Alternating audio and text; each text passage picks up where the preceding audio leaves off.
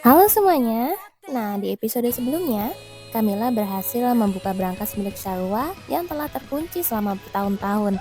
Dan di sana ternyata ada banyak gunung emas dan permata. Bagi Camilla yang mata duitan, menurut kalian dia bakal ngambil semua hartanya atau malah membagikan atau menyerahkannya ke orang lain? Nah, bagi kalian yang penasaran, yuk langsung aja ke ceritanya. Apa ini, Kak? Kunci brankas. Brankas? Dave menerima kunci emas itu dengan mata yang membelalak bulat. Ternyata dia punya kekayaan yang tidak kalah dari keluarga Duk Eskra. Setelah memeriksa brankas yang ditinggalkan Sharwa, Camilla baru mengetahui satu fakta dari Kon Alton, bahwa Sharwa dan keluarganya berasal dari garis keturunan yang memiliki kekayaan luar biasa. Tapi, kenapa Anda membiarkan saya membuka brankas itu begitu saja? Memangnya kenapa? Maksudku, Anda bisa saja memaksa meminta nomor rahasianya. Bukan. Maksudku, bagaimana bisa Anda merelakan harta sebanyak itu dengan begitu mudah? Kadang, kau memandang keluarga kami seolah-olah kami ini sangat miskin ya. Tanpa uang itu pun, kami sudah hidup berkecukupan selama ini. Bukan begitu, tapi tetap saja. Sejak awal, itu brankas yang bahkan tidak kami pedulikan. Aku sampai lupa keberadaannya sebelum kau menyebutkannya. Jika kamu yang berhasil menemukan cara membukanya ingin menjadi pemiliknya, untuk apa aku melarang? Apa cuma aku yang mata duitan? Apa cuma aku ya yang suka uang di sini? Baik Duk Eskra maupun Kon Alton sama sekali tidak menunjukkan raut menyesal atau merasa kehilangan saat melihat Camilla membuka brankas tersebut. Aku juga tidak berniat memilikinya kok.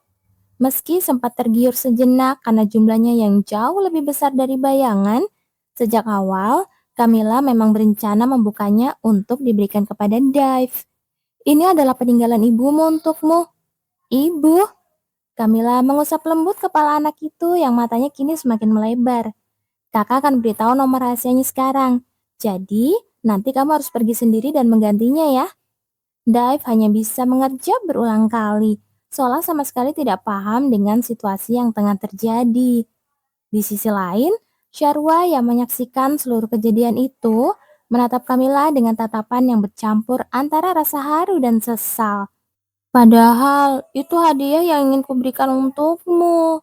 Mendengar ucapan itu, Camilla menggelengkan kepalanya pelan. Bagaimanapun dia berpikir, harta itu bukan miliknya. Terima kasih ya. Melihat Sharwa yang tersenyum cerah, Camilla pun ikut menyenggingkan senyum tipis. Benar-benar luar biasa. Saya tidak menyangka Anda benar-benar akan membuka brankas itu sampai ke akarnya. Kon Alton terus-menerus menyatakan kekagumannya. Di depan Camilla, dia memang berusaha bersikap tenang.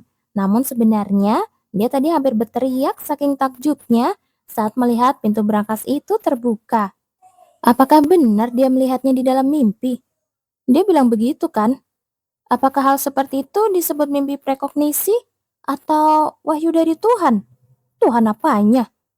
Kenapa? Orang-orang di kuil sana sedang heboh ingin membawa Nona Camilla. Sejak dulu orang-orang kuil itu memang tidak pernah ada yang beres di mataku.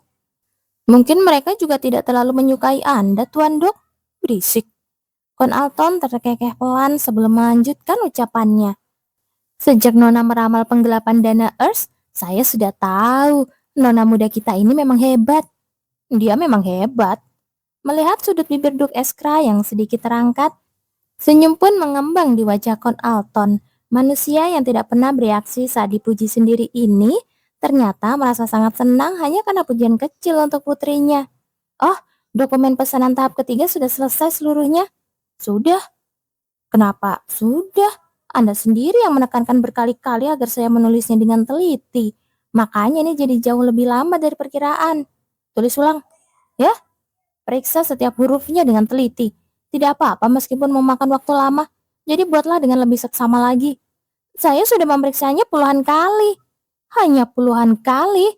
Periksa lagi. Tapi kenapa? Ini jenis penindasan baru macam apa lagi? Kon Alton memasang wajah kaget. Namun Duk Eskra tampaknya tidak berniat mundur sedikit pun. Katanya dia mau pulang. Apanya yang? Oh, barulah Kon Alton mengerti maksud ucapan itu. Dia teringat percakapan antara Camilla dan Jenner sebelumnya. Ucapan Camilla yang mengatakan akan pulang setelah pesanan tahap ketiga selesai. Jangan-jangan karena itu. Kon Alton menatap Duk Eskra dengan tatapan tidak percaya sesaat. Buatlah selambat, maksudku seteliti mungkin. Baik tuan, saya mengerti. Tak lama kemudian, Kon Alton ikut mengepalkan tangannya dengan mantap. Lalu, dia merobek dokumen pesanan tahap ketiga itu. Serahkan saja pada saya. Hubungi saja duluan. Apanya? Jangan cuma menatap bola komunikasi itu terus. Hubungi saja mereka duluan. Dorman yang sedari tadi memperhatikan Camilla mengetuk-ngetukkan jarinya ke meja tempat bola komunikasi itu diletakkan, akhirnya angkat bicara karena tidak tahan lagi. Aku kan sudah bilang, aku tidak mau mengganggu mereka tanpa alasan. Barulah Camilla mengalihkan pandangannya dari bola komunikasi itu. Sepertinya tanpa sadar dia terus menatap benda itu karena masih belum ada kabar sama sekali dari rumah. Kadang aku heran, kok bisa jadi sangat pemalu untuk hal-hal yang tidak penting seperti ini. Zeno yang berada di sampingnya pun ikut menimpali. Camilla biasanya adalah tipe orang yang tindakannya sangat tegas dan penyelesaian masalahnya sangat cepat hingga membuat orang kagum. Namun terkadang dia bisa ragu-ragu pada hal yang tidak terduga. Pemalu apanya? Aku hanya tidak ingin merepotkan orang lain. Memangnya keluarga itu dianggap orang lain? Zeno menggelengkan kepalanya pelan. Apa dia benar-benar tidak sadar bahwa dia menerapkan kata merepotkan itu jauh lebih ketat kepada keluarganya sendiri? Pada dasarnya, Camilla memang tipe yang jarang meminta bantuan orang lain. Tetapi kepada keluarganya, dia jauh lebih tertutup soal itu. Sampai sekarang pun masih begitu. Padahal, apa susahnya menghubungi duluan? Tepat saat itu, bersamaan dengan suara ketukan, pintu terbuka dan seseorang melangkah masuk. Itu adalah Jenner. Punya waktu luang? Kenapa? Memangnya ada apa? Pasar sedang dibuka setelah sekian lama. Aku berpikir, bagaimana kalau kita pergi melihat-lihat bersama? Pasar? Lagi pula, kemarin kita tidak sempat menikmati festival dengan benar kan? Waktu itu gara-gara siapa ya? Makanya, aku berniat mengajakmu ke restoran yang enak sebagai gantinya. Bagaimana? Setelah menimbang sejenak, Camilla pun mengangguk. Berdiam diri di sini hanya akan membuatnya terus memikirkan bola komunikasi itu. Lebih baik dia pergi keluar untuk melihat-lihat jalanan yang kemarin sempat terlewatkan. Baiklah, Camilla segera bangkit dari duduknya. Kamu tahu kan kalau barang-barang pesanan tahap pertama sudah masuk? Iya, Camilla mendengarnya langsung dari Duk Eskra. Katanya, barang-barang itu sampai jauh lebih cepat dari perkiraan.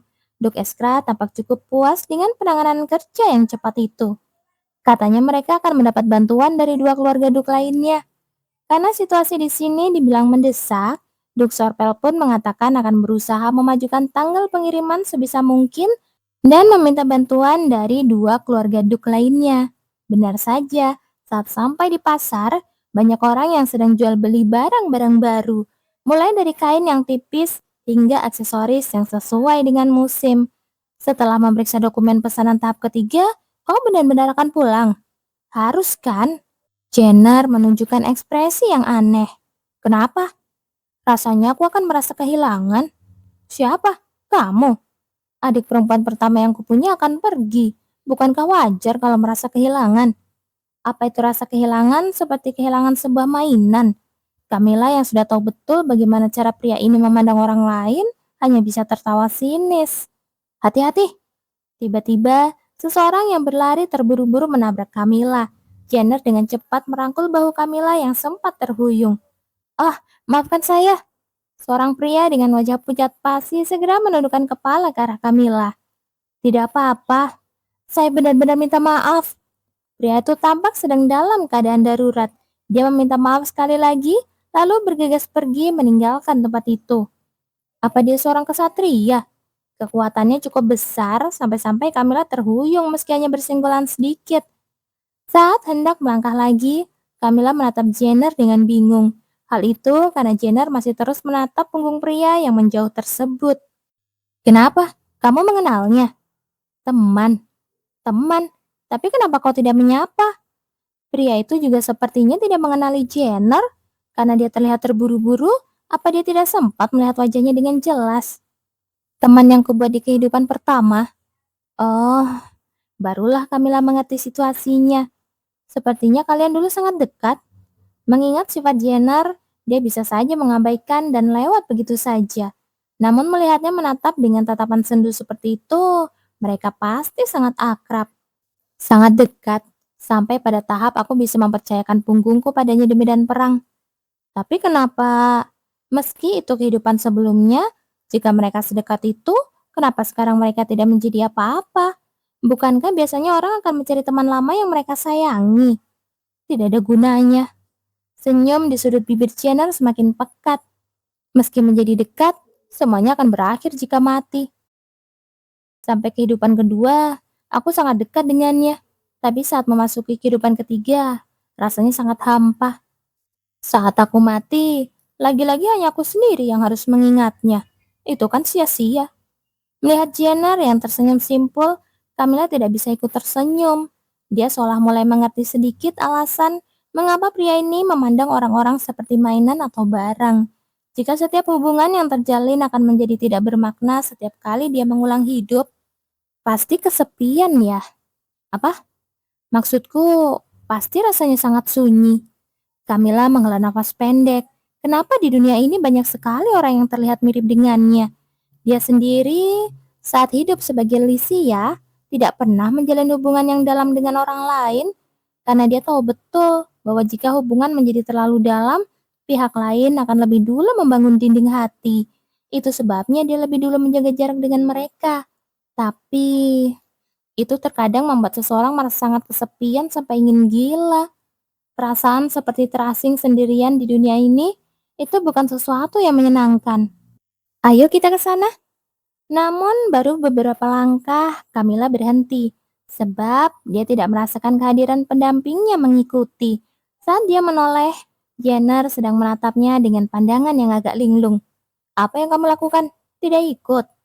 Barulah ekspresi kaku Jenner mencair dan dia mengulas senyum tipis. Aku juga ingin mengganggu. Apanya? Dokumen pesanan. Tiba-tiba bicara apa sih? Camilla memasang wajah bingung mendengar ucapan yang tidak jelas maksudnya itu. Tapi Jenner hanya tersenyum simpul. Begitulah mereka berdua kembali berkeliling pasar. Tak lama kemudian, ada sesuatu yang membuat langkah Camilla terhenti. Kenapa? Ada sesuatu yang kamu suka? Aromanya. Aroma? Aroma yang sangat familiar tercium dari suatu tempat. Membuat Camilla tanpa sadar menelan ludah. Aroma yang belum pernah dia cium sekalipun sejak menyeberang ke dunia ini. Menanggapi pertanyaan Jenner, Camilla menatap tajam ke arah sebuah toko yang menjadi sumber aroma tersebut. Itu adalah toko kecil yang menjual pernak-pernik. Tanpa sadar, dia melangkah masuk ke dalam. Selamat datang. Seorang bibi yang sepertinya pemilik toko menyapanya dengan ramah. Bibi, apakah di sini menjual kopi? Kopi? Hal yang menarik perhatian Camilla tak lain adalah aroma khas biji kopi yang gurih sekaligus harum. Bau yang ini, oh, maksudmu kacang hitam itu?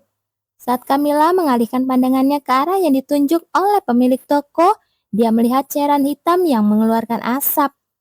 Itu kopi. Warnanya memang sangat pekat, tapi itu jelas kopi. Dia sempat merasa merana karena mengira kopi tidak ada di dunia ini. Pertemuan yang tidak terduga ini bahkan membuatnya merasa terharu. Pewangi ruangan itu tidak dijual. Pewangi ruangan? Iya, saya suka aromanya. Jadi sesekali saya membakarnya seperti itu. Bukan untuk diminum. Diminum? Barang itu? Pemilik toko menggelengkan kepalanya kuat-kuat. Itu pahit sekali. Hanya karena aromanya enak, bukan berarti rasanya juga enak. Jangan pernah meminumnya ya. Benar saja. Sepertinya itu memang tidak direbus untuk diminum. Biji kopi yang sudah dihancurkan terendam begitu saja di air panas tanpa kertas penyaring. Seperti kata si Bibi, air itu dituangkan hanya untuk menikmati aromanya. Tidak, kacang itu apakah aku juga bisa mendapatkannya? Mendengar pertanyaan Camilla, si Bibi pun tertawa. Jenner yang berdiri di belakangnya pun ikut terkekeh. Nona, sepertinya Anda bukan orang Gracia ya? Bagaimana Anda tahu? Karena Anda tidak tahu tentang kacang hitam. Saat Camilla memiringkan kepalanya bingung, Jenner memberikan penjelasan. Itu buah yang sangat umum di Gracia, tidak dimakan, tapi pohonnya sangat kuat dan tidak mudah busuk, jadi sering digunakan sebagai bahan furnitur. Furnitur? Apa itu bukan benda yang kukenal? Setauku, kopi tidak bisa tumbuh subur di musim dingin yang begini dingin, tapi dari baunya, ini jelas-jelas aroma kopi. Lalu, buahnya dibuang begitu saja. Begitulah, kadang ada orang yang menyangrai dan menggunakannya sebagai pewangi seperti saya. Mendengar ucapan kedua orang itu, sudut bibir Kamila perlahan naik. Kalau begitu, jika aku ingin membelinya, aku bisa mendapatkannya dengan harga cuma-cuma kan? Membelinya? Untuk apa kau membawa barang itu? Untuk apa lagi? Ya untuk dimakan. Bukankah jika sudah sekali saja mencicipi air pahit itu, seseorang tidak akan bisa lepas? Dila, aku akan membawakan menu baru. Daftar hal yang harus dilakukan langsung bermunculan di kepalanya. Membuat penggiling, merakit mesin sangrai. Tepat saat itu, tiba-tiba cahaya memancar di sekitar Camilla dan seseorang muncul. Berbeda dengan Camilla yang terkesiap, Jenner tidak menunjukkan reaksi khusus soalnya sudah tahu siapa pemilik cahaya itu. Nona Camilla, itu adalah Kon Alton. Tuan Kai sedang mencari Anda. Melihat sosok Kon yang tampak terburu-buru tidak seperti biasanya, wajah Camilla sedikit mengeras karena menduga telah terjadi sesuatu.